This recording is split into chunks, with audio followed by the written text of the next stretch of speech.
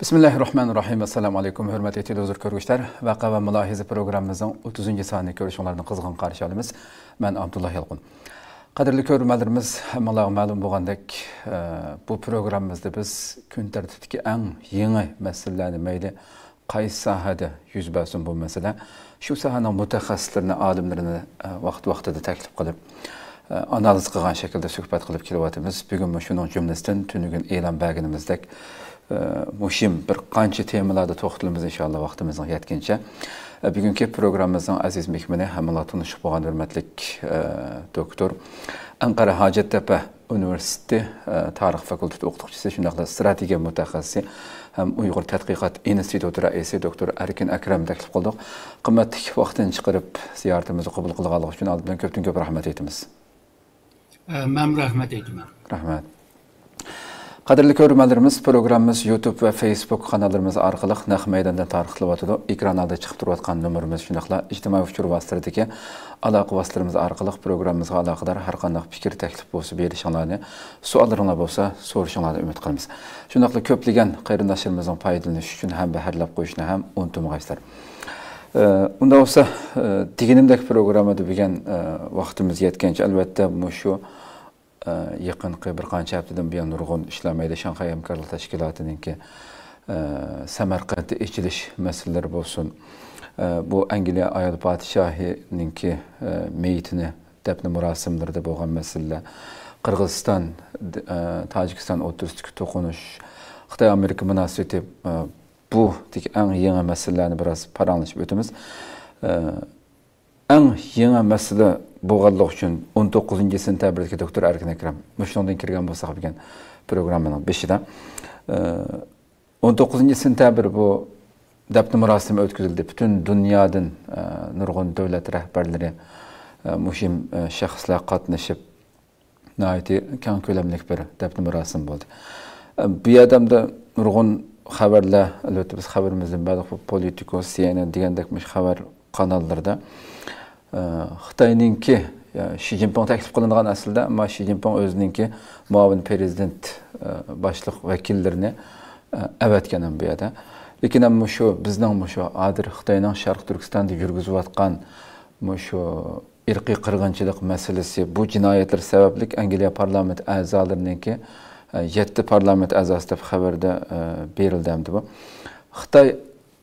Xitoyni ayıplagan, ya'ni shu Angliya parlament a'zolarini jazo tizimligiga jazolaymiz bu deganligi uchun Angliya buningga qarshi bir shu vaqtida Angliyadagi Xitoyning konsulluğu parlament binosiga kirishini cheklagan ta'min. Bu sababdan Xitoyning mayli imzo daftarga, xotir daftarga imzo qo'yishi, Xitoy vakillarininki bu qatimliq marosimda va yoki meyit sanduqini ziyorat qilishi degandek bularning kirishiga yo'l qo'ymagan hamda Çirkevning ichidagi bu faoliyatlarga Avam palatasining boshlig'i Lensi Xoyli shu rad qilganligini bildirgan hamda. Sizga hamda bu albatta shunday bir muhim bir faoliyatda Xitoyning vakillarininki shunday bir xuddi bir haqoratga uchragandek kirgizilmasligi, bu faoliyatlarga qatnashtirilmasligi sizga nimani ifodalaydi bu? Buni qanday analiz qilasiz? Shu haqdagi fikringizni olgan bo'lsam. Xo'sh, bu g'arb davlatlar o'zininki qimmat qarashlariga sahib chiqishga ki bu insonlarga ahamiyat bermasligi va shundaqla tuzumninki diktator tuzumning bo'lishi bu g'arbliklarni qabul qilmaydigan bir ahvol endi. Yana birisi bu Uyg'ur masalasidan tufayli bu Angliya nang parlamentariylari bo'lsin va hukumatning ba'zi ministerlar bo'lsin Xitoyni tanqid qilishda Xitoymi bularga jazo berishga kirishgan. Shuningga bu ikki davlatning orasindagi bu munosabatlar jiriklashgan. Buningdan boshqa shu tijoriy iqtisodiy manfaatlarni biroz burun qargan chaqdimi yaxshi emas. Ya'ni yig'ib kelgan chaqda Angliya va shundaqla atrofdagi g'arb davlatlar Xitoy bilan bo'lgan bir ziddiyatlik bor bu yerda. Shuningga bu diktator bo'lgan insonlarga, Uyg'urlarga ko'ngil bo'lmay, aksicha bularga zulm ilib borgan bir hokimiyatning o demokrasini qoğdigan ve şundaqla insan haklarına ehmiyet vergen bir devletini ziyaret qilishi ve ularning bir devlet reisinin bu cenaze törenleriga, yani rasimlarga ketilish uygun bo'lmaydi deb bir ko'z qarash bilan qarshi chiqqan. Daima şu Xi Jinping'ninki ziyaret emas, uningki muavini bo'lgan bu Wang Qishan bir heyeti ziyaretga bordi. Bular şu hammadan maske ketildi. Bular maskeli ketildi hem de köyde bunu. Xo'sh. Onca adamların arasında gayleti turdu. O gayletilik mi Xitay heyetininki qanday yalğız qalğanlığını, bulunçqaqda qalğanlığını ama köz tutu bir yerde. Gerçi bu Xi Jinping her bu xil cenaze mirasimlerge barmağın ama muavin reisleri ya ki baş ministerler ziyaretki bağlanam. Bunda ahvallı var. Şununla Xi Jinping'ninki barmaslığı ve yeriga bu özününki muavinini evtişi elbette bir tenkitlerinin bu kip qilishini bu bombardıman qilishından mı qo'rqqan bo'lsa kerak. Bo'lmasa eng yaxshi bir fursatdi, çünkü dünyanın çoğun devletlerden bulunma, ularning liderleri bilan ko'rishalaydigan, diyalog quralaydigan, sohbet qilalaydigan bir ortam var bu yerda. Yani, ortam var ama bundan mı faydalanamadı hem de Xitay tarafı. Xo'sh. Xo'sh, doktor Amdimo şu Şanghay Hamkorlik Teşkilatı'nınki Samarqandda echilgan yig'inni albatta biraz tafsili paranlaşsak bu qatim Samarqandda echildi. Bütün reis prezidentler qatnaşdı bu qatim hamda. Hatta İran'mı resmi a'zo bo'lib, İran'mı ayrım eli soraymi bununki bir qetilişi. Bunun lekin rayonga qandaq ta'sir ko'rsatdi, bizning masalamizga qandaq ta'sir ko'rsatdi degandek. Aldı bilan umumiy shaklda siz nimalarni his qildingiz bu qatimqi yig'inni bir xulos shaklda? Xi Jinping için veya ki bu Putin için mühim bir yig'in hamdi. Bo'libmi şu G'arb devletlerinin ki ismiga uçurgan Xitay ve Rusya'ma özününki cepheni güçlendiriş cidden bu iki devlet için mühim. Hem de bu can başlığından beri, yani Rusya-Ukrayna canı başlığından beri Xi Jinping ile Putin arasında yüz yüze gelip bu meselelerini hakikaten yok, hem de telefonlarda kığını var. Şununla bu iki devlet için bir mühim bir görüşüş çıktı, mühim bir fırsat hem de. Fakat bu matbuatlara çıkan haberler qarğancaqda bular çuңqur bir meselelerini müzakere qılğandek. Yani mesela canlı to'xtataylı mı, to'xtatmaylı mı, bu qılğan işler to'g'ri mi, emas mi degandek meseleler. Putin'nin ki bu hamda Xitayning Putin'nin bu jangga qarta ba'zi gumonliqlarni men to'g'ri tushunman degan bir gap bor. Demak ki Xitoy balki shu Putinga shu jangni to'xtatgan bo'lsang, shuni sohbet bilanmi, diyalog bilanmi, tinchlik yo'li bilan bir hal qilsang bo'ladimi degandek bir gapni degan bo'lsa kerak.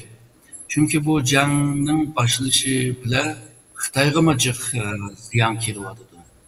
Çünkü bu Amerika-Xitay arasındaki jiriklik burunki prezident olan Trump vaxtida başlagan. Ama bu jiriklik her sahaga yayılıvadı. Yani siyasi, iqtisadi, ticaret degandek bo'libmi Xitoyning hakim bo'lgan ishlab chiqarish zinciri bilan ta'minlash zincirini buzgan bo'ldi.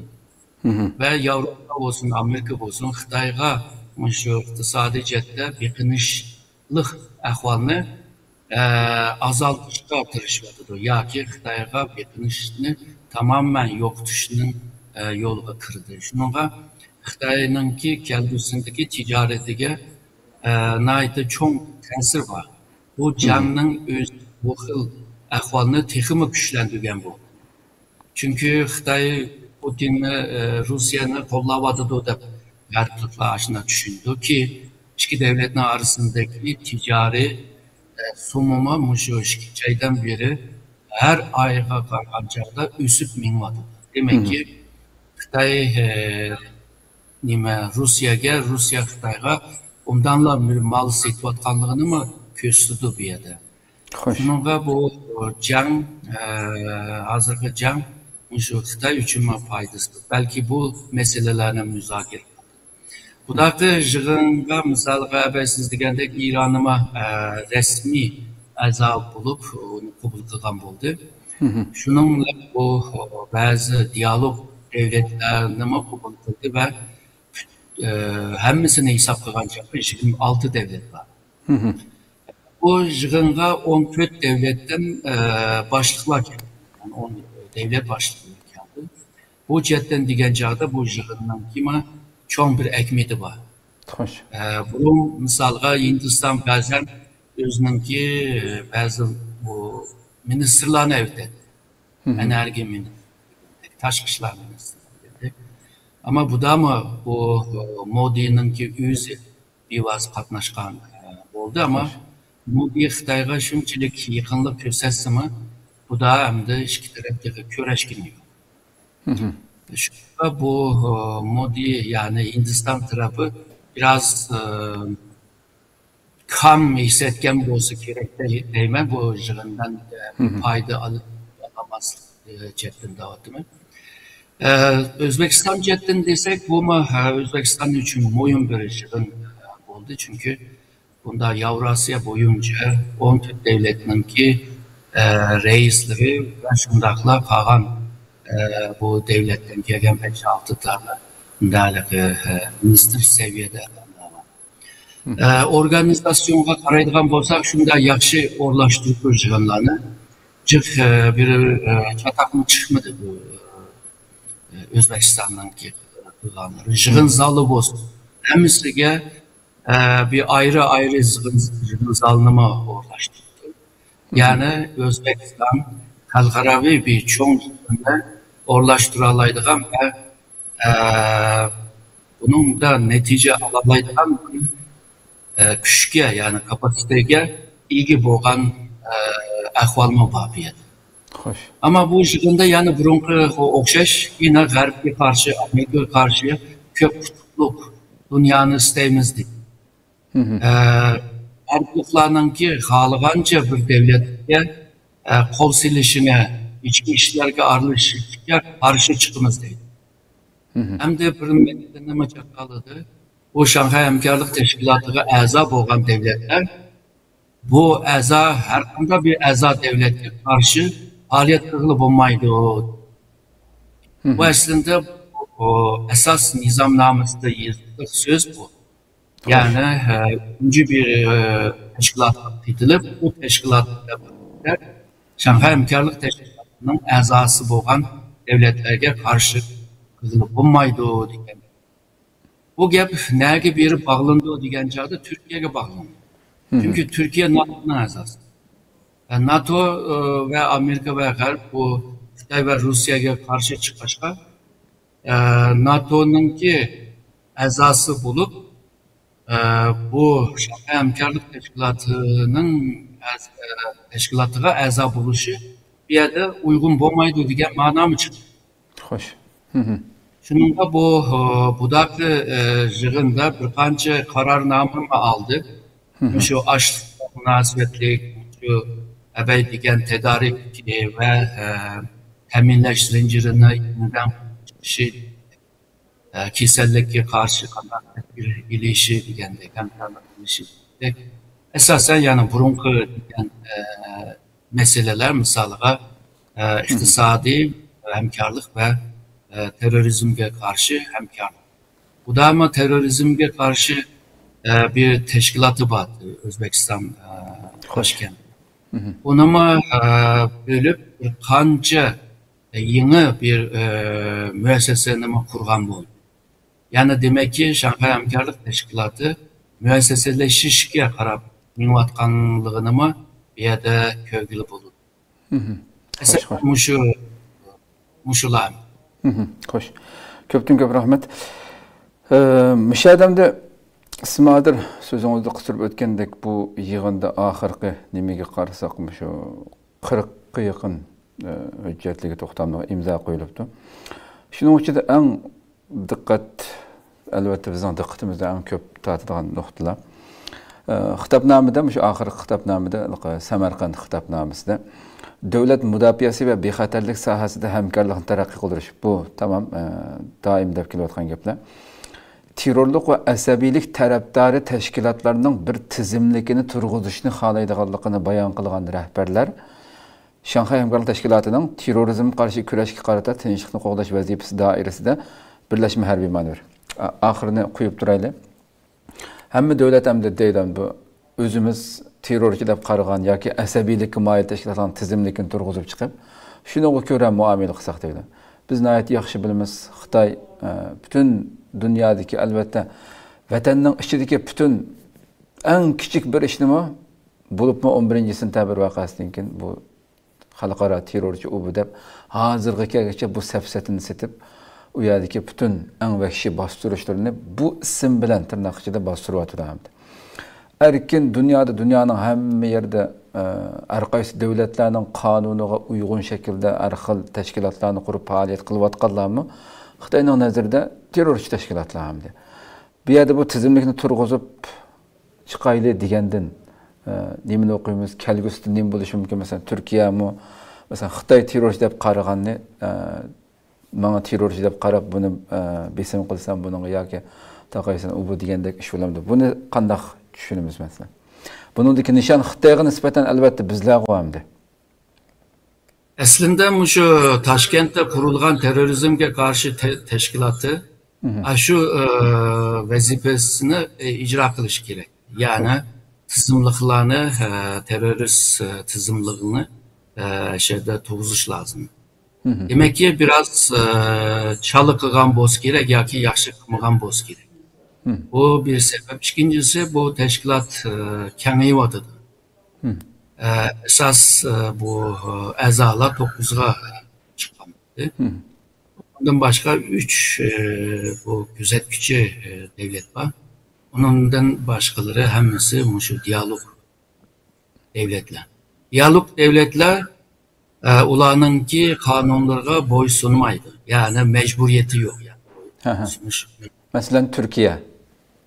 Misalda Türkiye. Eğer de Türkiye esas azabı bağlamakta da hazırki taleplerge hemisiga imza koyup, kol koyup onu kabul kılışka doğru geldi. Hazırca şu hüccet şeklinde boğan, kanun salahiyeti boğan 30. nime var, hüccet var. Birisini değil, misalga 3 kişiye karşı küreş kılış beyanname var, bilişime var. Eğer de Türkiye bununla imza koysa, o vaxtıda bu hüccetinin talep kılan, yani Uygurlarga karta ilip bağlan bütün şu faaliyetlerge kol koydu diye. Yani Uygurlarga karşı Türkiye mi Xitoy bilan yoki qolgan Shanxay Hamkorlik Tashkilotining a'zo davlatlarla birlikda harakat qilish. Xo'sh. Bunda ahvol bor. Agarda mushu abay degan 30 necha mushu hujjatga kelishimga mushu Turkiya imzo qilmayman desa yoki bir ikkisiga imzo qilmayman desa, bu asas uyaga nima asas namza nima esas bu nimaga a'zo bo'lishini qabul qilmaydi. Xo'sh. Xuddi Turkiya Yevropa Birligiga kirgan chog'da 30 necha moddalik bu nima bor, shart bor. Bu shartlarni to'ldirgan chog'da kira oladi. Shanxay tashkilotining mana shart. Xo'sh. Shunga bir davlatning kirishi unda oson to'xtamaydi. Misoliga İran mushu 2003dan e'tiboran murojaat qilgan. Buna neçe yıl gitti, bu yıl resmi şekilde a'zolikqa aldı bunu. Şunu bu hazırca Xitoy ve Rusiyanın ki bu iki başkuruvatkan bu teşkilat bu iki devletinin ki maqulluğunu amay durup əzalıqını qabul qilishmi oңайga to'xtamaydi. Xoş. Bu Türkiye eğer de bununla kırıp bağlan olsa Türkiye asanla üçüncü baş bulalaydı. Şununla bu Xitay bu cette öz aldığı cık nimeleri var, düşünceleri var yani Türkiye'nin kırıp əzalık. Doktor, ondan sonra müşahede biz fakat %100 əza bu boğan devletlerini közde tutup etsek mesela muş yukarıdaki Turguzaylı tizimlik Turguzaylı diyen. Bu talep bolsamış hazır resmi Şanghay Hamkorluk Teşkilatı'nın əza devletleri yeni nispeten mesela Türk fuqarası bu boğan veya ki başka Amerika veya ki Garip'in arkanda bir devletlik faaliyet kılıvatqanlar üçün o Asya'daki o devletler, əza devletlerinin hemmesi xatarlik her zaman bir iş çıkışı mümkün diyen devletlerin açık kirip ketken bulamdı yani. Bu talepke eğer makul dep imza koygan takdirde. Xitay cetten desek aşında bir xatarlik var. Eğer de Türk grajdanı ya ki aciz devletinin grajdanı bolup kalgan bolsa, Xitay onu koluga aldığan bir nimesi var mıydı, hukuku var. O hukukunu mavu devletler bergende, Otur Asya'da nurgun ballanımı Xitayga tutup eketkenini bilimiz. Bazıları bu Xitay grajdanı emesti. Bularını aşağıda tutalaydı. Bu tutuşununki sebebimi belki Şanghay Hamkorluk Teşkilatı'nın ki bazı kilişimler bağlı. Çünkü teröristlerini koluga aldığan vaxtıda ya ki istihbarat cetten takip kıldığan vaxtıda aşağıdaki devletler hemisi yardımlaşır bir-birisiga. Şununla bu Otur Asya'da bunda bir ahval var. Eğer de misalga Amerika grajdanı, İngiliz grajdanı olsa Xitay belki bununla dikkat kılış mümkün. Tutması mümkün ama aciz devletlerden boğan olsa onu tutuşqa tırışıdı. Çünkü Xitay manda bir bananı oturup koyuvadıdı. Yani bu bizimki grajdanıdır. Çetelgi biri başka grajdan boktu. Bizgime haber vermegen, bizde miyade üçürvetmegen degandek gaplarni tepip ularni tutuşqa bir oңайлық yaratıvadı. Şununla bu yine şu Şanghay Hamkorluk Teşkilatı əza devletlerde yine Uygurlar biraz dikkat kılış lazım deb o'ylayman. Hoş. Hoş, ondan olsa İran'ın resmi əza buluşuğa kelsak mesela. İran'ın asasi maqsadi bu teşkilatga resmi qabul qilinib, kirish namazı. Garipke karşı duruş üçün mü? Veya ki emdi başka qanday maqsad var bunun keyinden? Nimeler özgürüşü mümkün emdi İran'dan qatılışı bilen? O 11 sentabr vakasından kim bu Taliban hükümeti aldırıldı. Onun için 2003 yılda bu Irak hakimiyeti aldırıldı. Şununla İran'ın doğu, şarkı ve garbi iki düşmanını oturudan kaldırıp etken buldu da. Şununla İran'ın kolu putu yeşildi. Ve şundakla İran onundaki oturuk şark, Kafkasya ve Otur Asya'ya içilişki başladı, yeğilişki başladı. Hoş. Ve bulup mu Otur Asya'da şu Afganistan üstüde ve Tacikistan üstüde naytacık faaliyetleri var. Ve bir yerde meyli radyo, televizyon, gezi digendek hem teşvikatlarını bu Tacikistan'da ve Afganistan'da mı kılmadı. Hoş. Ve Afganistan'da bir İran'a karşı çıkılan bir hakimiyetini xalamaydı. Şundakla bu Irak'ta olsun veya Otur Şarkı başka devletlerde mi İran'a karşı çıkılan bulup mu koyuk Sünni devlet olsa koyuk dinlemem de Çin Sünni devlet olan olsa bunu kabul kılamaydı. Şununla özünün etrafındaki bu tehditlerine, xavfsizlik ahvallarına yok düşüş için bu rayonlara kol siliş lazım. Hoş. Ama Şanghay Hamkorluk Teşkilatı'na kirgen takdirde hem bu rayonga mı kirgen buldu hem de bu Xitayga özününki nefit tabi gazlarını satkılı buldu. Hem de bu teşkilatga kirip Rusiya Xitoyni aqib turib, G'arblarga taqabul turalaydi. Hamda bu tashkilotni aqib turib, O'rta Sharqda misoliga Suudi Arabiston va Suudi Arabistonga yaqin bo'lgan davlatlarga qarshi chiqadi. Kafkasiyada Ozarbayjon ustida o'zining ta'sirini yetkazadi. Shundaqla Armanistonninki ustida ta'sir yetkazadi. Yani bu İran'ın kılıvatını aslında tarihteki bir Sasani devletininki mirasını emelleştirişteydi.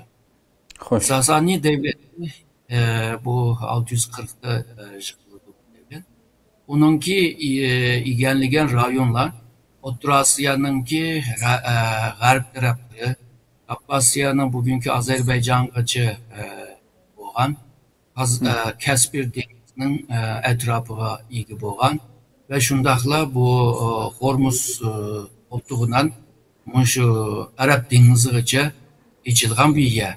Hazır İran aşı yerine yani cho'ng İran yoki Sasani rayoni degan shu rayonlarga ega bo'lishga tirishyapti. G'arbni Amerikaning bo'lib bir bisimi bor. O bisimga karşı Şanghay Hamkorlik Teşkilatı a'zo bo'lib turib, taqabul turishda bir muhim tarafi bor. Bu muhimlikdan o'zininki yadro bu tadqiqotni, sinoqlarni davom qilish uchun bir shamsiya bir kunlik yaratgan bo'ldi. Shunga İran bu tashkilotdan talab qilgan narsalar mavjud. Ama Rusya, Xitoy chetdan degan chog'da İran'a ihtiyoj. O'z vaqtida shu Amerikaningki jeopolitik mutaxassisi var. Brzezinski deydigan odam o'tib ketdi. Uningki 97'da yozgan bir kitap var. Yevrasiyada shaxmat taxtisi deydigan. U yerda bir ko'z qarashini o'ttirib qo'ygan.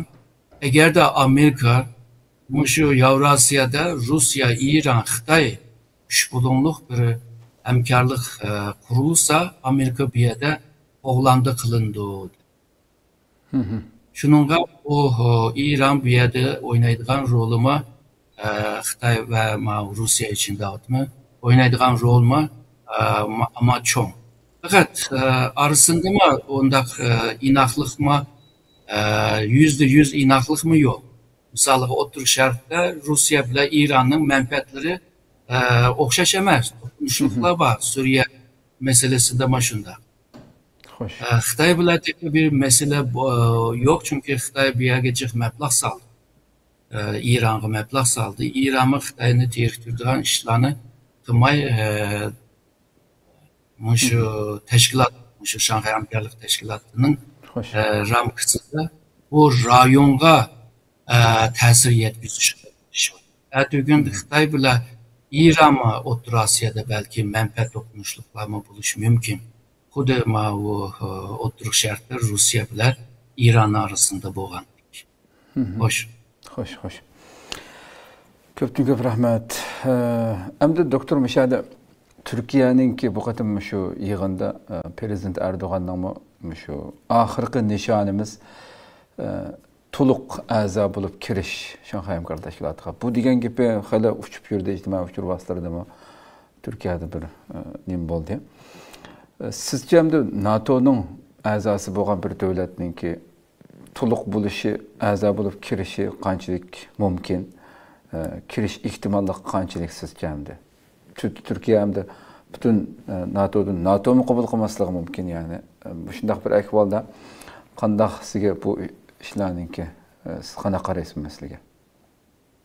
Yani resmiyetde qaraydigan bo'lsak, bu Türkiye'nin Şanghay Hamkorlik Teşkilatı kirish biraz qiyin.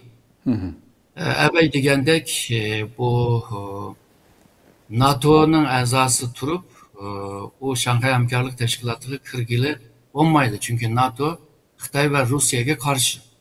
NATO'nunki strateji hücretleri de Rusya ve Xitoyni taqiblab ko'rsatadi. Yani nishon qilib ko'rsatadi. Shuningga bu Rusya bilan Xitoy balki unmaslik mumkin buni. Qabul qilolmaydi. Cho'ng bir menfaat yoki o'zgarish bo'lmasa, shu rasmiyat meselesi kelgan chog'da kirishi o'ng'ay emas. İkinci sebebim dedim, bu Şanghay Hamkorlik Teşkilatı'da nurg'un hujjatlar bor.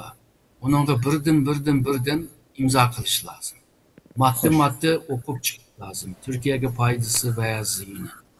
Agarda bu Turkiya bir qancha moddaga qabul qilmayman yo bu deb qolsa, Şanghay Teşkilatı'nın a'zo davlatlari buni qabul qilmaslik mumkin Turkiya.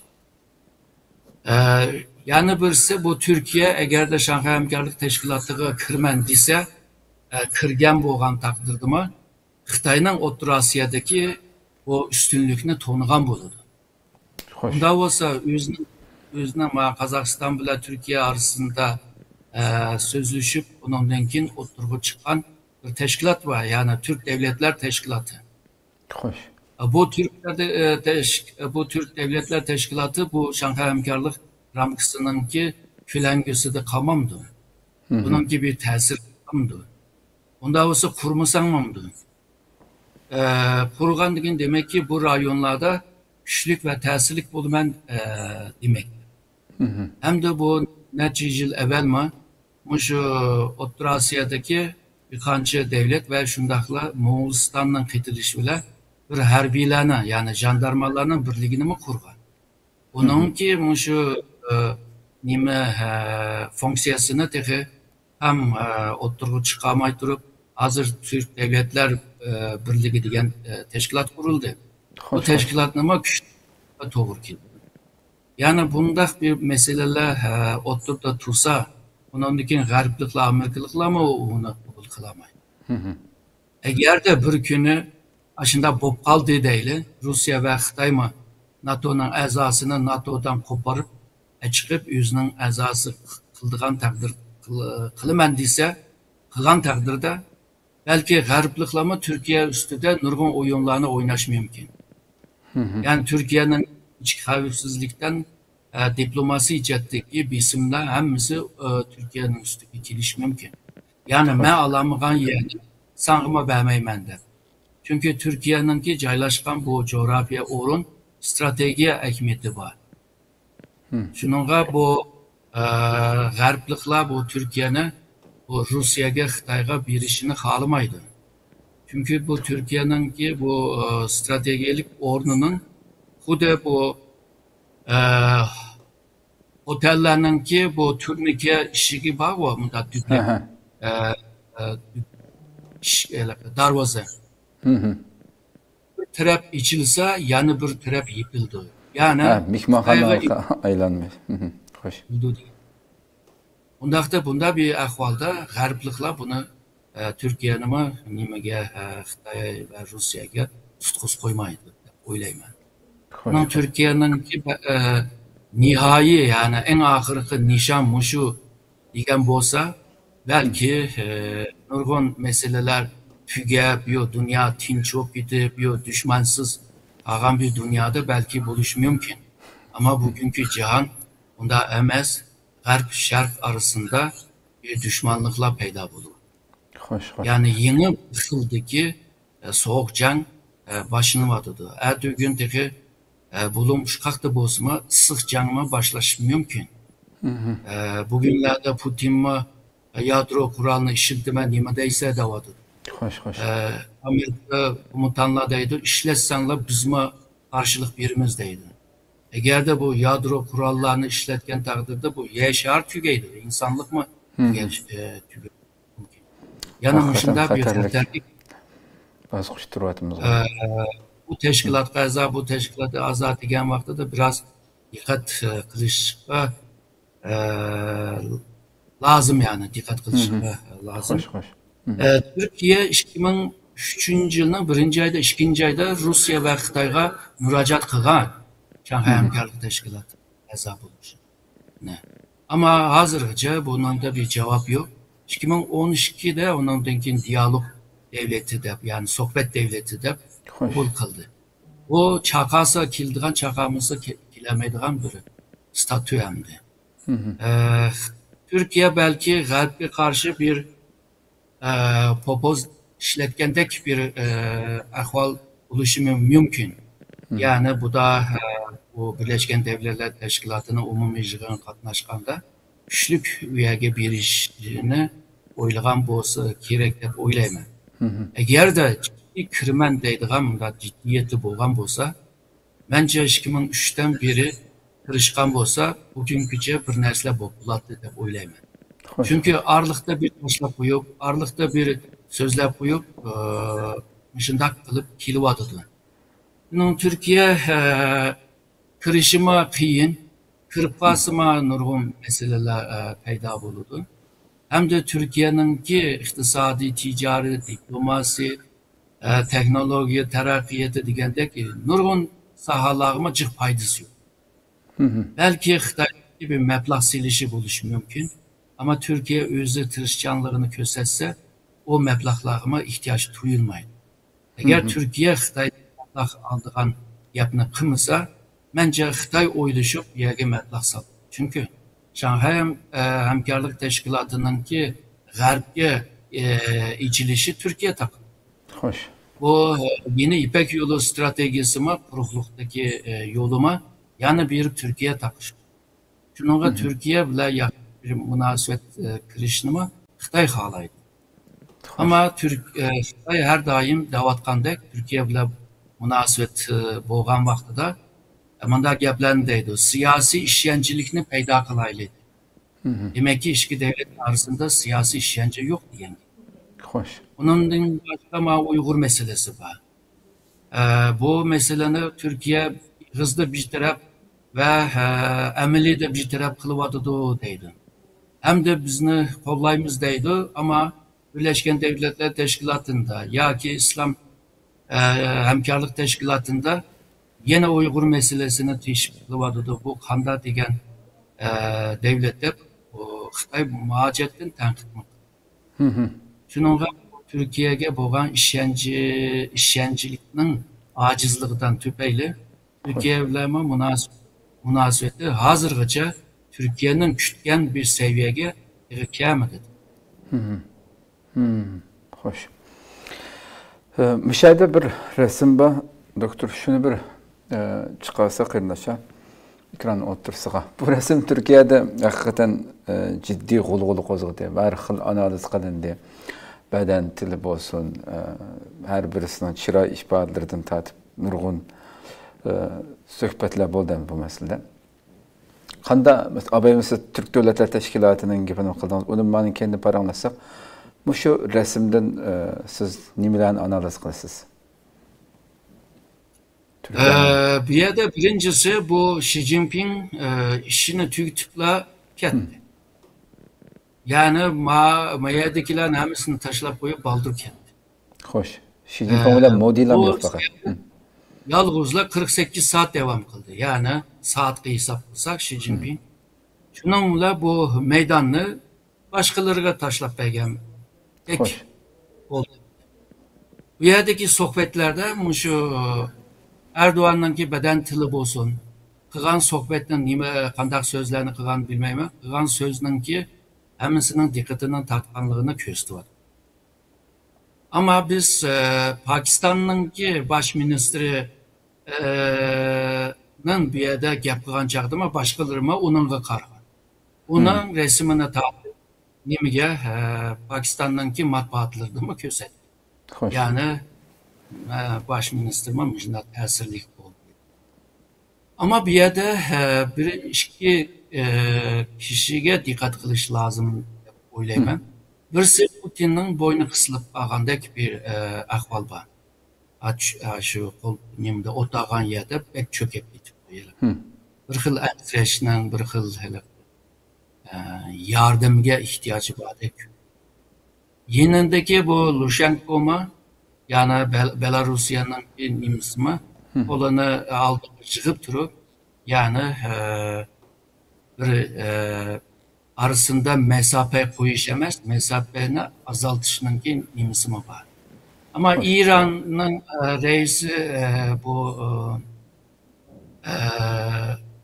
biraz silah kılıvırınla ben biraz çetli turaydı gelecek bir halı var. Kağanlar hem de Türk devletleri hemisi bir yakınlık göz düşünün ki bir ahvoli bor. Shuningga bu resimni qarab butun shu kelgan mehmonlar hammasi Erdo'g'anningki og'ziga qarab qolibdi deb %100 bunday tushuntirsak bo'lmaydi. Abay degandek boshqa davlatlarning raisi gap qilgan chog'dimi hammadan buni qaraydi. Qaragan chog'dimi resimga tortib oladi va ko'zdi. Ama Erdoğan, Cumhurbaşkanı Reis Erdoğan bir karizmatik bir adam. Yani halklarını tesir astığa alalaydıgan bir alaydığı var. Hoş. Özelliği var. Şununla bağlan yerde bu xil sohbetlerini kılgan çağda halklarını celip kılalaydı. Buna Türkiye'nin işi de olsun, başka yerde olsun buna cık tüküdü. Şununla bu resim normal yani o kabiliyetinden köpeğiyle normal davatmada. Normal bir resim gözlek deb o'ylayman. Eğer bunun kabiliyeti bo'lmagan bo'lsa, bu resimni vay bek isilga desek. Çünkü Erdoğan bağan yerde shunday sorunlarga hakim bo'lalaydigan bir alaytligi bor. Fakat şu alaytliginden faydalanıp şu Türk Devletler Birliğine, teşkilatını muşunchilik bir güçlendirgen bo'lsa, Şanghay Hamkorlik Teşkilatı'na berib, selam berib, bunga a'zo bo'lman deyishimizning hojatimi qolmadi deb o'ylayman. Xo'sh, xo'sh. Doktor Mishadamda Türk devletlerinin gapini bir qancha qatim tilga oldingiz. Haqiqatan bu Türk Devletler Teşkilatı qurilganda albatta hammamiz xo'sh bo'lgandik. Buning kuchlanishida qurilib bunun gepi chiqib bo'lg'uchi Xitoyma nurg'un bearam bo'lib, buning qandaq oqibatning nega bordiganligini ansirab nurg'un analiz nimalar e'lon qilingan tamda. Endi mushu hozir mishalki butun rahbarlar davlatlarning Türk davlatlarining rahbarlari hammasi shunday xo'shal o'ltagan bir payt yig'in ekilayotgan bir mezgil. Shu chog'ning o'zida Tojikiston bilan Qirg'iziston o'rtasida masala chiqdi. Yuzlarcha ikki tarafdan o'lgan odam, 100dan ortiq odamning o'ldi hamda askar puhra bo'lib, minglagan yuzlaganlar yana yaralanganlar va necha minglagan kishi shu rayondan ko'chirilgan masaladir. Bu yerda hamma rahbarlar ma yig'inda o'tirayotgan mezgillarda boshlanib, hozirgi hamda yana tinchlik kelishim imzoladik o bu deb degan narsa tunugun xabarlar chiqdi hamda. Buni bu rayondaki albatta birinci qatim emas, hattoki Qirg'iziston bilan Tojikiston masalasi. Tojikistonning o'z oldiga qilinmaydiganligini bunun kendi İran bor ekanligini da'vat etmasdan nurg'un analizchilar. Bir tarafdan Azerbayjonning masalan hozir hech qanday kuchi yo'q bir masalan bu nima? Ermeniston. Ermeniston. Bu turuplam hamda bu u yerga bir urush echib nurg'un qalaymiqanchiliklarni chiqarib o'tadi. Bunun keyindanmi yani Türkiye ve Azerbaycan'ı yana qalaymiqanlashtirish maqsad qilinayotganligi, yani bu Türk devletleriniki bir yerga keltirmaslik uchun ichidan nurg'un ish chiqarish uchun harakat qilayotgan nurg'un kuchlarning bor ekanligini da'vat etadi. Buni qanday qaraysiz siz? Şimdi bu Tacikistan ile Kırgızistan arasındaki bu uruş cidallerini tesadüf desek. Çünkü burun mu bu bakan? Hazır mı buluvadı? Çünkü Çigra meselesi hazırlıkçı hal olmadı. Hoş. Sovyetlerin vaktinde bunda Çigra mesele bulmadı. Sovyetler yemirilgandan keyin bu devletler oturup şu Çigral meselesini hal kılış gerekti. Kubul kılgan Çigra'nı kubul kıl, onundakin suyunu talışıp, tağını talışıp uruşması lazımdı. Xitay Şanghay Beşlisi'ni kurup Çigra meselesini hal kıldı bu devletlerle. Ama bu devletler, Asya'daki devletler özara bunu tıkı hal kılamaz. Bu Çigra meselesine şu öz vaxtıda Stalin'in terip koygan bir cidal aslında. Hoş. Bu Çigralar eğer de her iki tarafının kabul kılıngan bir sızık bile boğan takdirde bunda Çigra meselesi az buludu hem de dokunuşlukla az buludu. Şununla bu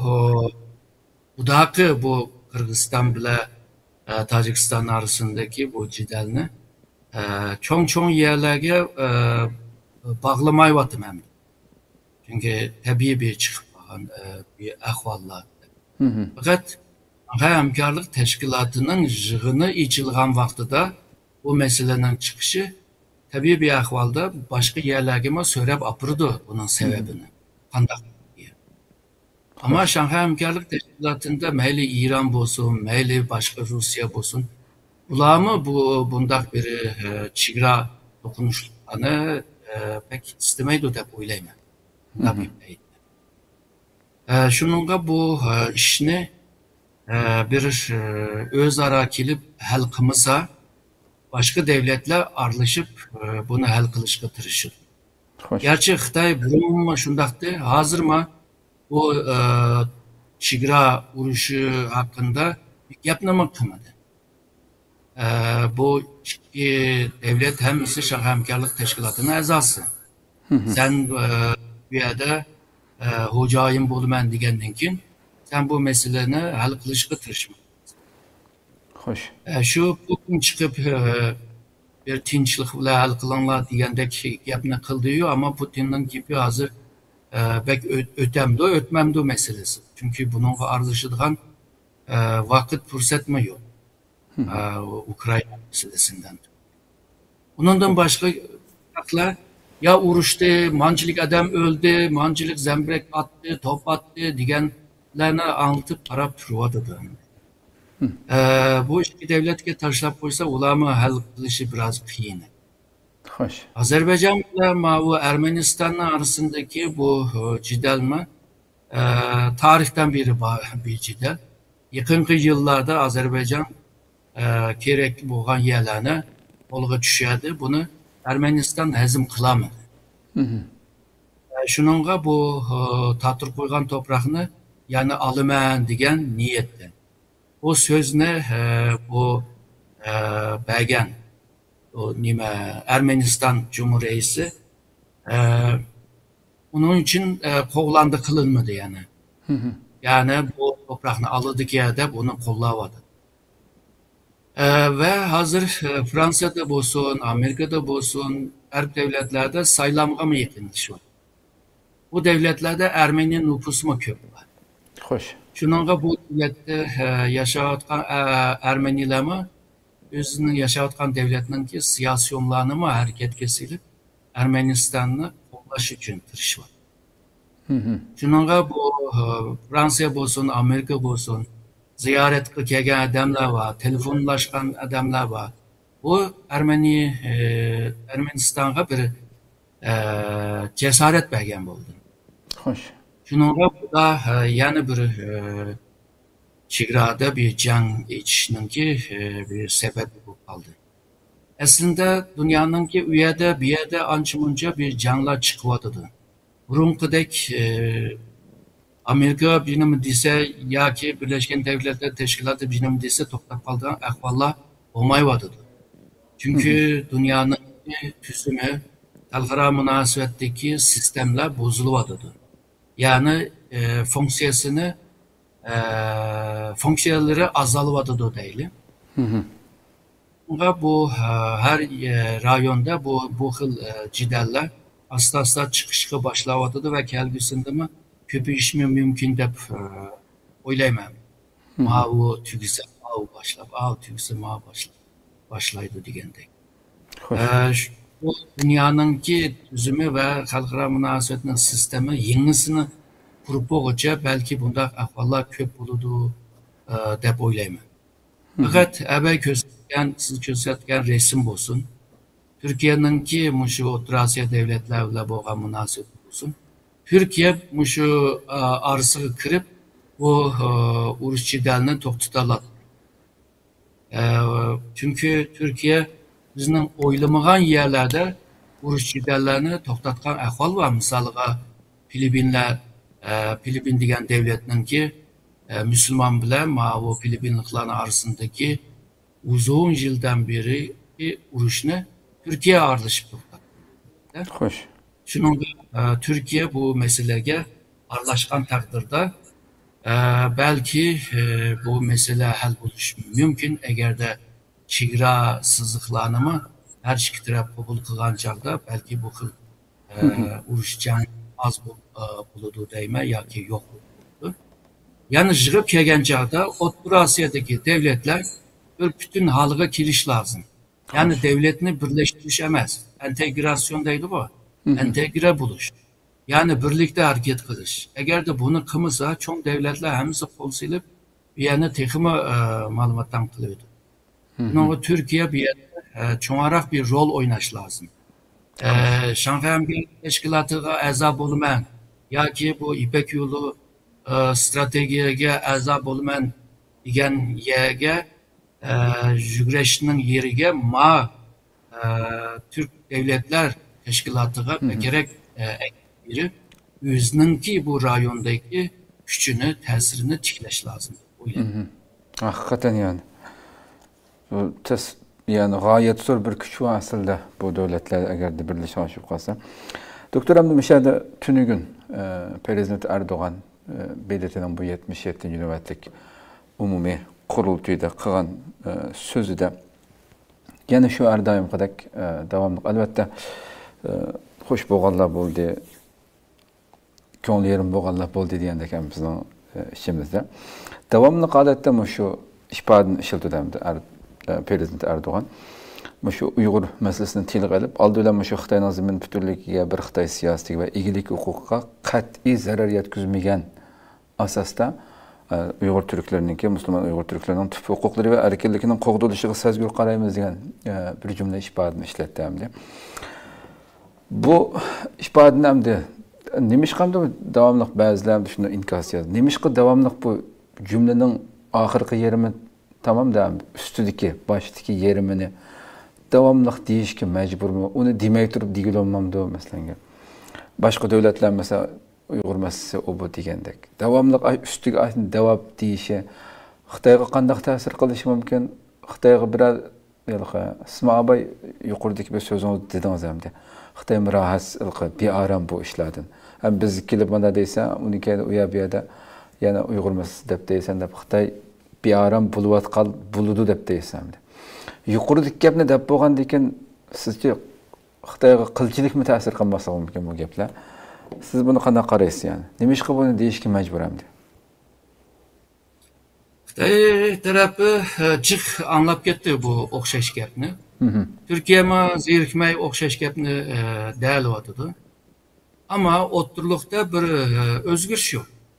Misalga bu gapni degandigan Xitay xo'shal bo'lish lazım.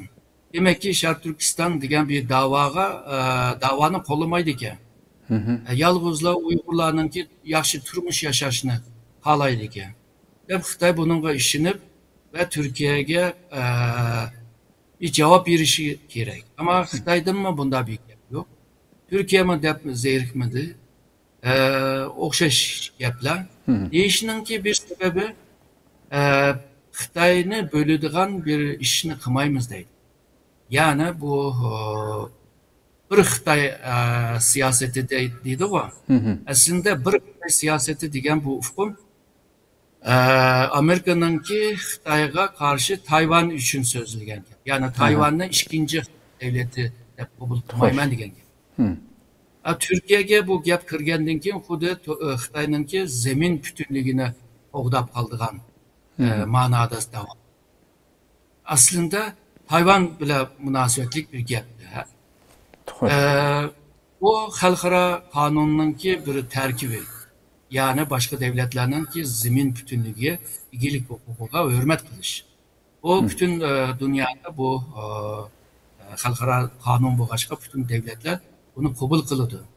Bazı meselelerge kelgen çağda kabul kılmaydigan ahvallar var. Misalga Birleşken Devletler Teşkilatı'nın ki esas bu sözleşmesi yani kanunun da kilişimde 7. bölümde bir devlet eğer de özününki devletin içinde ve şundakla onunki rayon etrafındaki rayonlara tehdit saldırgan ya ki bu felaket yaratıdığan iş olmasa Birleşken Devletler Teşkilatı Xavfsizlik Daimi Komitesi karar ilip o devletke hücum kılalaydı. Yani qurup salalaydı. O vaqtida bu davatkan igilik hukuk ve yoki toprak bütünlüğüge hürmet qilmaydi degan gap. İkincisi bu 5'te başlayan bir ahval. Nima 1995'te başlayan bir ahval. Yani Balkan'daki jangdan oturup çıkan yani bir ufkum var. O ufkum yani mesuliyetinin hoğdunuşu degan bir gap. Bir vas tercümesi şu. Bunun manası şu. Bir devletin içinde o devlet özünün halkını açıkçılıktan, şu susuzluktan, şu zulümden, uruş jangdan, tecavüzden, her xil felaketten uzamaydigan halığı kelse başka devletler bununla kol sağlı buludu bu devletke deydigan yani mesuliyetinin ki hoğdunuşunu yani o ahakını hoğdaşının senin bir mesuliyetin var diye. Bu Birleşken Devletler Teşkilatı'nın nurgun kararnamıga ama kirgen bir ufkum. Hoş. Şununla bu ufkunu işletken takdirde yine toprak bütünlüğü ve yaki igilik hukukuma hürmet kılmayla kirgili buludu. Yani kol sağ buludu. Bununla okşaş insan hakları meselesi o universal boğaçka o devlet deydiğen çigranı tanımaydı o insan hakları meselesi. Şununla bu insan hakları meselesine tepip çıkan çağda seninki o igilik hukukun yaki toprak zemin bütünlüğümün karmaydı. Bu halkıradaki kanun ve kaydılar. Şununla bu Türkiye bir cetten bunu yavatkan vaxtıda yani toprak bütünlüğü ve ilgili hukuka hürmet kılındı degende. Yani bir cette Uygur Türkleri bu da iniqtiydi o hamda. Şark Türkistan degen gap demedi ama. Ularning ki mındaligi tinch baxtlik yaşashini biz alaymiz davadıdı. Yani bu senin toprağını bölmey durup bozmay durup ebeki degen kol salalaydigan şartlarını mı oylaşmay durup yalnızla Uygurlar yaxşı yaşashini xalayman deydi. Bu bir chetdagi bergen bir uçur yani ben Şark Türkistan'ı bölüp çıkıdığan işlağa arlaşmayman yoki ollamayman. İkincisi Türkiye yoki Türkiye'nin sırtındaki Uygurlarıma bir uçur bir vadıdı. Ben sizlerge sahip çıkman degende. Üçüncüsü bu halkıraga mı cevap veriyordu? Çünkü halkırada bilisizler bu Türk devletleri ve İslam devletleri nime için şu zulüm görüyotgan Uygurlarga sahip çıkmaydı da bir bisim var. Bu gaplarma şu nimege halkıraga bir cevap bergen boldu. Ama en başta degendek bunun bir netice buluş lazım. Netice yıldan biri depreşki. Ama bunun neticesini kömevatımız zulüm, evcil yani devam kılıvadıdı. Hazır ırkı kırgıncılık degen tabir ile onu hazır oluşturuvadıdı. Ve Türkiye-Xitay münasebetimi belki yakınlaşıp ketkenini kömüdü. Misalga 2010'da Xitay'nın ki baş ministri Wen Jiabao'nun Türkiye ziyareti var. O ziyaretiyle birlikte iki devletinin ki münasebeti stratejilik, hemkarlık, dost münasebetiga aylandı. Yani seviye yüksek, strateji seviyede. Ama işçini tolduramadı hazırgacha. Ve o strateji yakınlıkını mı köremedi. Misalga şu vaxtıda bu ticaret meselesini bir misalga birey. Deydi 2015 geçe iki devletinin ki ticari sumu 50 milyarga çıktı deydi. 2020 geçe yani 2 yıl evvel iki devletinin ki ticari sumu 100 milyar buludu deydi. Bana hazır yani şu 20 milyardan devam kılıvadıdı. Burun kandak olsa hazır mı şunda? Demekçi boğunum yani iki devletin arasında ki bu münasebetler hem Xitay cetten hem Türkiye cetten kütken o seviyede emez. Hoş. Demek ki bir mesele var. Yani bunu ciddi niyem kılış lazım. İzlenip bununki yolunu izleş lazım. Hoş. Ya Uygur degen gap ne demeyiz. Seninki ilgili hukukunu kollayma. Bire menpetin bolsa ise ya ki boldu senin menpetini bir chatta kalsın ha Uygur kerindeşimga bunda zulüm kılsan bulmaydı bu neyim degen gap. dese onundan keyin iniqroq bo'ldi. Bu ikki bismlik gaplar devamlı bir netice çıkmaydı yani. Devamlı aşı çıkmaydigan ahvol. Xo'sh, xo'sh. Ko'pdan ko'p rahmat. Programmamizga oxiriga kelib qoldik. Yana endi shu Xitoy Amerika munosabati albatta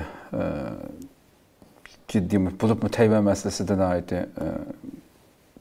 ciddi şekilde turvatı hamdi.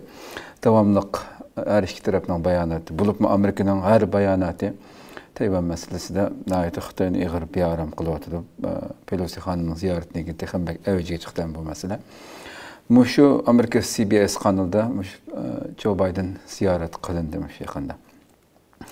Yamış əgər də Xitay armiyası Tayvanga hücum qılıb qalsa, çoxum Amerika armiyasının qoğdaydıqanlığını, hərbi cəhətdən qoğdaydıqanlığını bildirgəndikin, muxbirmə qayıtı təkrarlab, yani Amerika əskerləri Tayvan'ı qoğdamdı deyəndikin, şunda qoğdaydı dedəmdi.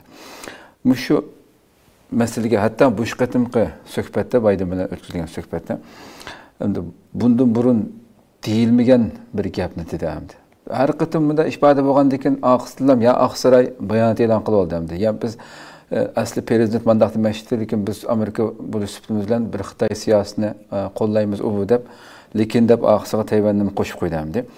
Biden bu yerda Tayvan'ın müstəqillik məsələsində bir Xitay siyasını davamlaşmaqda deb olub, Tayvan'ın müstəqillik məsələsində özünün fikirlərini Tayvan müstəqillik məsələsində özünün fikirlərini qoyuyatıdı. Oturuq qoyuyatıdı. Biz bu məsələdə başqaça yönəlişə qarab ilgirləməyimiz. Tayvan'da müstəqil buluşqa ilhamlandırmayımız. Bu onların özünün qararı degan sözünü işlətdiyamdı. Bu ifadə bunu işletiş arqalıq texinbək bir çoğun bir işini üstü yapıq şəkildə bildirgen boldu deb analiz qılınıwatıdı hamdı. Muşunun qanday qaraysandı? Hem bir yılның içinde Biden 3 qatım hərbi hareketini qıldığanlığını əgər Xitay o şəkildə hücum qılsa bildirib hamdı. Bir yılның içinde 3 qatım işletibdi. Hem bu qatımqı bu söhbətdir ki, müstəqillik məsələsi onların özünün qararı degan ifadəsi qanday qaraysiz? Amerika'nın ki Tayvan siyaseti bağansırı netleşivatıdı. Burunki siyaseti mücmel Tayvan siyaseti hazır biraz net göründüğün, uçuk göründüğün bir siyasetine ilip bir vatkanlığını köstüvatıdı. Hem de bu neçkitin bu okşaydığın geplenimi dedi demek ki bunların ki arka planda yani yıpık yerlerdeki müzakerede muşunda düşünüvatkan olsa gerek. Yani Tayvan'la qoğdap qalmışaq, Asya Tinç Okyanus kısmını həmminə tatqız qoymayız. Yani Amerika bulamaydı. Misalға, Ukrayna'na tatqız qoysa, Amerika yine Amerika bulalaydı.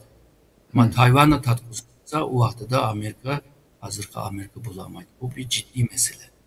Demokrasi, insan hakları bilan münasibetlik bir mesele emas. Yani Amerika'nın muşu cihanda Cihangir devlet kuruluşunun salayetini qoğdabiliş bir meseledir. Amerika muşu 1979'da 4. ayda çıkargan bir kanun var. Tayvan bilan münasibet kuruş kanunu diye tercüme kılsak oldu. Bir yerde muşu Tayvan muşu xavfsizlik cetten tehdit uçurganda Amerika yardım kılıdı o deydi. Hazır muşu yardım degen muşu ufkum işçiye kandak toldurumuz yani işçini kandak toldurumuz.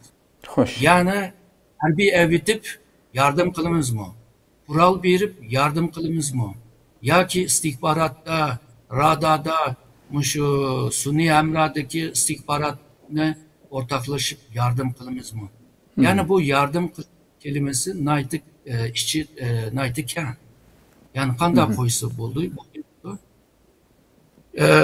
Prezident Biden'ın ki muşu net ifadesi muşu ebeki yardımlaşma degenin ki işçini toldağın buldu. Yani biz kollayımız. Xitayga karşı Tayvan'dan kollayımız. Hem de bu netleşti. Biz düşendik. Amerika bu niyet bakiye bu. Ama bunun dekin kandak lazım meselesi var. Amerika 70 yıl evvel Xitayni qabul qilmanda Tayvanni sitvetken bo'ldi. yoki Tayvan O'zgarta alamanmiki deb ham xiyol qilib qoldi-da. 70 yıldan kim belki Tayvan o kılgan hatanı tüzdüp Tayvan'ı belki yine Birleşken Devletler Teşkilatı'na ağzı buldu. Yine Tayvan bile erkin ticaret hakkını bir alaydı Tayvan. Siyasi, iktisadi, ticari, diplomasi her sahada Tayvan bile münasebetini yakınlaştırıp oldu. Yakınlaştırgandan keyin Amerika degan 79'daki kanun bile ve Reagan'ınki vaxtida ilingan hükümet kararı var. Yani 6 madde Tayvan'ı Xitayga karşı kapalet kılış. Yani Tayvan'ı qoğdap kılış.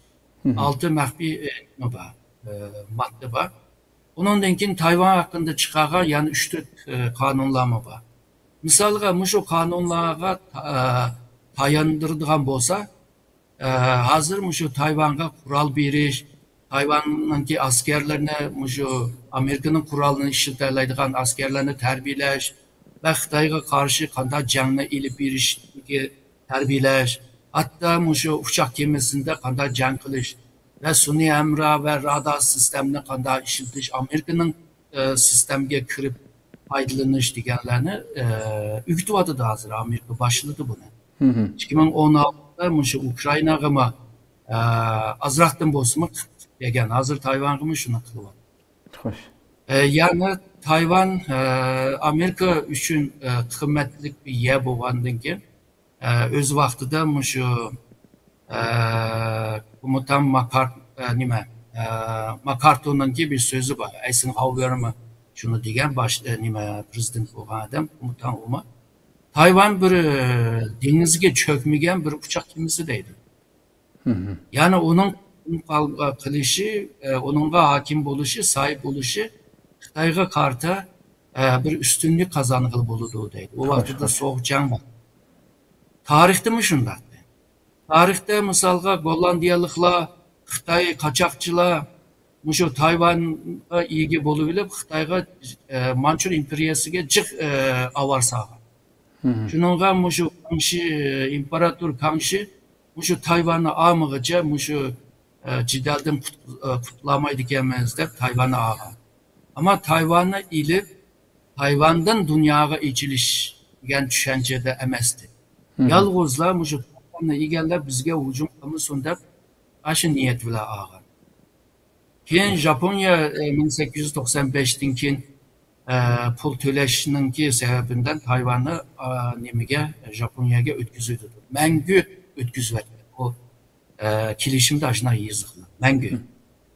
O vaxtda onun kim düşendi. Yani Tayvan'a ilgi bolğan çağda bir çoğun devlet boğulu buldu.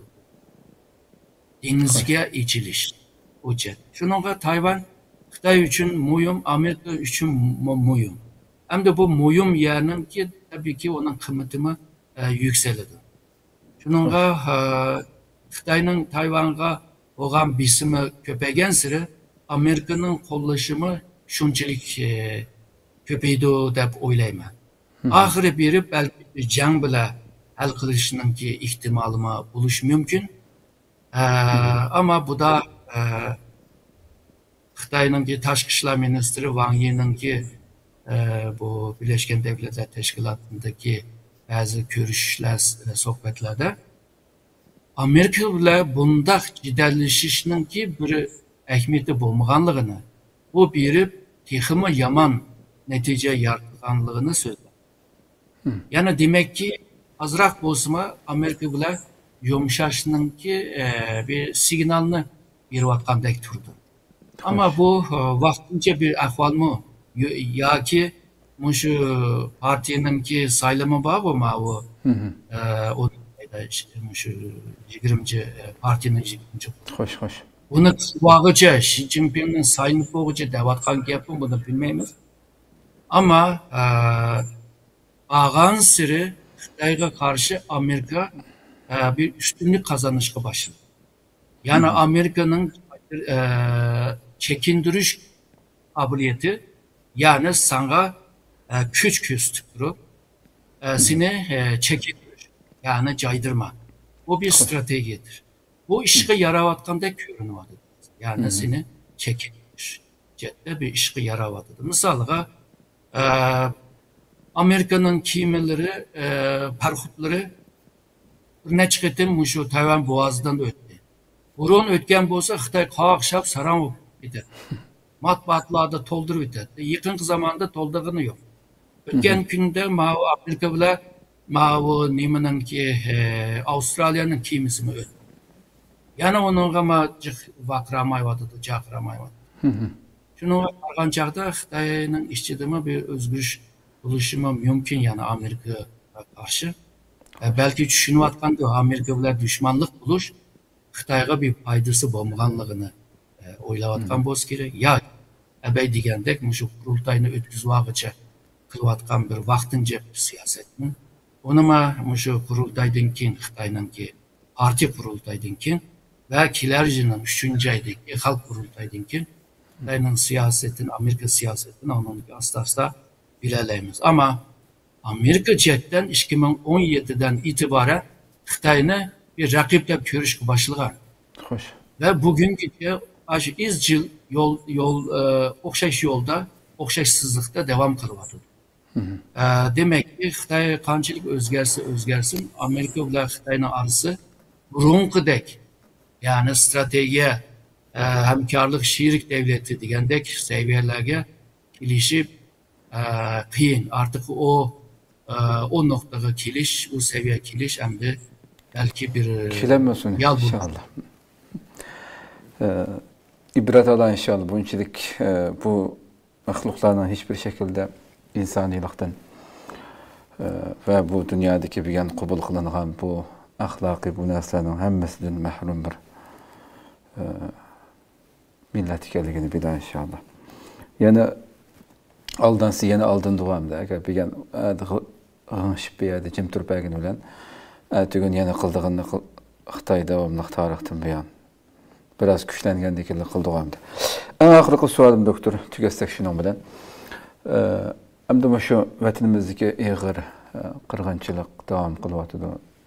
Bu lager siyaseti olsun, ahirdeki virüs meselesi ötkendi mi paranlaştık siz ve başka mihmallar bilen.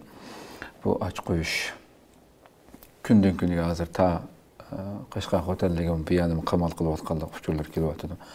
Muşunda bir eğer zulüm bulvatqan, bastırış bulvatqan bir mezgilden bir chet eldeki nurg'un şu teşkilatlar bolsun, faaliyet qılıvatqanmış. Xalqimiz bolsun dünyanın har qaysi joylardagi. Şu axirgi yaqinqi mezgillarda shuni anglayotimiz hamda şu teşkilatlar hamma xalqimiz zaten şu Birleşken Devletler Teşkilatı'nı ve NATO'nu xizmatga chaqirish kerak, taklif qilish kerak, shu yerga talab qilish kerak degandek. Bu gaplar mayli ijtimoiy fikr vositalarida bo'lsin, aytijiq deyilyapti, har xil inkaslar yezilyapti. Sizce buningki qancha ehtimolligi va buni shunday bir qilib qolsa masalan tashkilotlar deydi. To'g'ri ishmi, kulkilik ishmi yoki hech qanday bir foydasi yo'q ishmi, sizcha qanaqa ish bo'lmaslar? NATO bilan BDT'ni Mesela şu Birleşken Devletler Teşkilatı İnsan Hakları Ali Komiserliğinin o dokulatı çıkmagan bolsa, o Birleşken Devletler Teşkilatı'na isililiş biraz kıyındı. Hoş. Ama bu da bu çıkkandan keyin hem de dokulatta bütün şu zulümlerini hemmini anlatıptı. Xitoyningki qonunlarga xilaf bo'lganligini anlatıptı. Ama tabib berganda, şu xulasa bergan chaqda irqiy qirg'inchilik bularni qo'yamoq ba'zi narsani. Ama mushumi yetib eshib ketdi. Bu birinchi qadam. Yani Birleşken Devletler Teşkilatı nimalar, dokulatlar jiq chiqish lazım. Teşkilatlar, yani Türkistan teşkilatlar texmi jiq xizmat qilish. Dokulatlarninki chiqishi bilan islivog'li bo'ladi. Sen u yerda depse insoniyatga qarshi bir jinoyat ishilgandek turdi davatsa, undaqda sen berib o'shani tekshiraysan. Agarda Xitoy ruxsat qilsa, bisim ishiltsa, bisim ishiltamisan, shu xavfsizlik konseyigacha opirsa buni. Deydigan gaplarni qildigan vaqt hozir. Bu dokulat chiqqandan keyinla Dünya Uyghur Kurultayı'nın reisi Dolqun İsa aşında bir nimani uçurunu yazdı. Yani hem de Birleşken Devletler Teşkilatı Xitayga karşı Uygur meselesinde aktif oluşunu talep kılınız.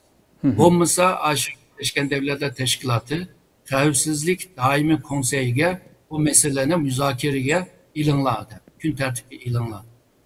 Bu bir xil siyaset. Xoş. Bunun netice çıkmışsın. Türkistan meselesinin halkaravileşişi ve halkaravileşken bir salayetini oğdap kılışı, mukumlaştırış çette bu xil siyasetle mühim. Ama vaziyet mi nime tosaqlıq emas, vaziyet mi yaxşı? Şununla muş taleplerini yalğızla muş nime emas, muş Birleşken Devletler Teşkilatı emas. Misalıga Amerika. Amerika'da şikayet bir kanun çıktı bizler. Bazı kanunu hesaplamanda. Birisi Uygur İnsan Hakları Kanunu, birisi şu mecburi emgek bile işlep çıkaran mesulatla karşı bir kanun. Muşu kanunlarda mı nurgun işlerini kıl buldu. Yani hazır misalga Xitay Amerika'nın ki ticari sumu yıldan yılga ösü vardı. 2019'da Xitay Amerika arasında bir soda uruşu vardı. Aslında muşu nimesi tügeç nime azalış lazımdı ticari sumu. Ama hazır 760 milyar dolar seviyeye gitti. Yani bağan sırrısı var. Bu kanda diyen gep de Abekli diyen kanunga tayinip durup muşu Amerika'nın tamoji idaresi demdi ya ki muş ticaretke karaydıgan idarı bulamdı eşerlerini mi erz kıldıgan vakti. Misalga hazır muşu Dünya Uygur Kurultayı nime İngilizce'nin ki tamoji idaresine totka irildi. Yani sen nimişki Xitay'nın malını alırsan, bu çeklengen ve bu mal Şarkı Türkistan'daki zulüm siyasetinin aslında işlep çıkargan bu. Şununla bu hazır bu xil dokulat, bu xil nime hüccetler ya ki kanunlar çıkan siri bizning aşı devlette ve halkırada yığımı çoğun iş kılalaydıgan texim çoğun iş kılalaydıgan için bir zemin ya ki bir esasını kurup bergen oldu. Şuna bir taraftan kanunlar çıkış lazım, dokulatlar çıkış lazım. Bir yandan aşı kanundan, aşı dokulatlardan faydalanıp aşı devletlerge, aşı halkara müesseselerge isililiş lazım. Bu vaxtda ondaki Xitayga etraflı bir şekilde bisim bolalaydı ve Xitay'nın Şarkı Türkistan'da elip bağlan bu zulüm siyaseti belki azayıp belki yok oluşu mümkün.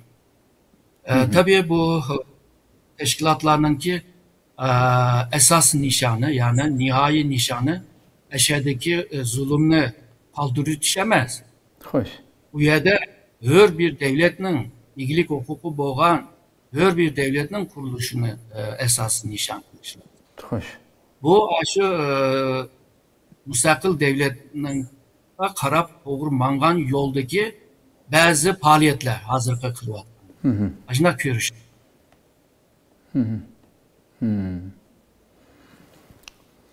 Düşündüm. NATO meselesi mi şunu açıdan NATO'ga kılış. Tabii NATO ne yolu siliş onda asan toktumaydı. Çünkü NATO'nun a'za devletleri özleri müzakere kılıp karar alır. Fakat bu Şarkı Türkistan'da yaşanıvatkan bu zulümle yoktuş için NATO'nu çakırışka buludu. Bu bir siyaset. Ama NATO bir Xitay ile can kılamdı, kımamdı o başka bir mesele. Şarkı Türkistan teşkilatlarının ki taleplerinin NATO'nun ki dokulatlarında NATO'nun ki arşivlerine kiriş lazım. Eğer de sen bir narsa demesen o yere kırmaydın. Bu yere kırgendin, sağını köpeygendin NATO'da bu meselenin yani devamlı yollagandaki, devamlı taleplerine yollagandaki o yollanan talepler bir günü bulması mı bir günü gün tertip ikilidir. Anlattığımızdaydı. Şununla o yalğızla NATO Birleşken Devletler Teşkilatı demez.